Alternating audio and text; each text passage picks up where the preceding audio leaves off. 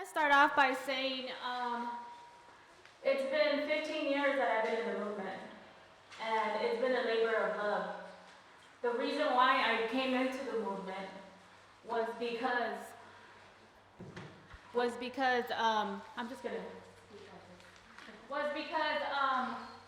I used to always notice that some of my family members were never at Christmas dinner, and asking, where are they? They're in prison again. And I've had generations rotating in and out of prison. I had my grandfather, my uncles, and now I have two brothers that are currently in Arizona Department of Corrections. Throughout these years, I found a passion. I was always searching on what's really going on in the state of Arizona.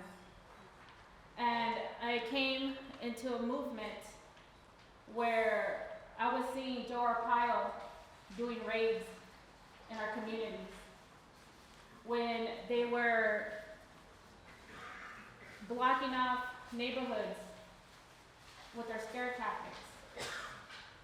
I couldn't just sit there and wonder, who's going to stop this? We, as a community, needed to step up.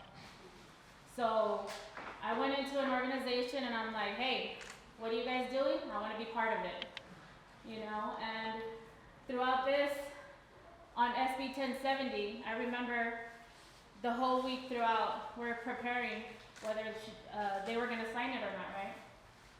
And I remember this, we're doing art, we had the music up, we're all nervous because we had no idea what was going to happen. The day of, we shut down the state of Arizona. We, the community, took our power back.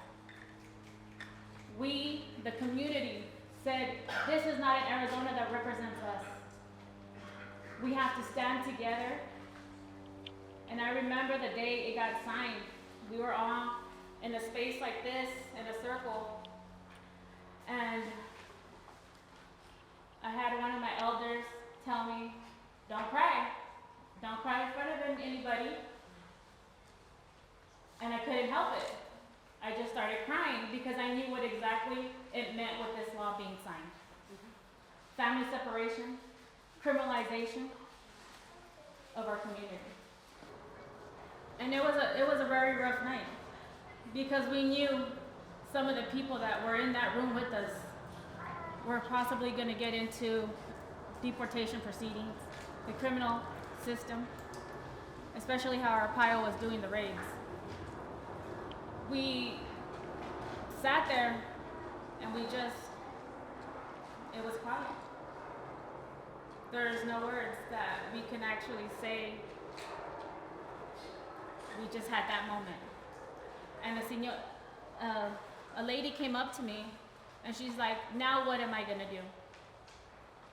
What am I doing here? I should just self-deport.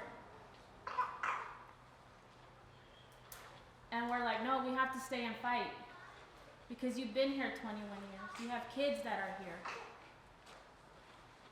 We have to stay and fight. And she was like, I don't know if I have it in me. One of the best moments is when I seen her with the bullhorn yelling at Arpaio, no nos vamos, nos quedamos. And that was one of the best stories and memories I've had of the 15 years that I've been doing this work. To see people that felt that they did not have a voice, that felt that they weren't represented here in the state of Arizona, rise up to their power, which was beautiful.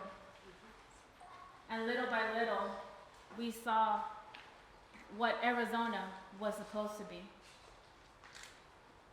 Community unity, us coming together, working together, and making sure that we're protecting and loving one another. This has been a labor of love for 15 years, and hopefully I'm here for the next 15. But I wanted to share the story that has impacted me and all the work that I do, and to make sure that these stories, that Doña Sheila's story of empowerment doesn't go erased. That's how important it is. So thank you. Oh wait.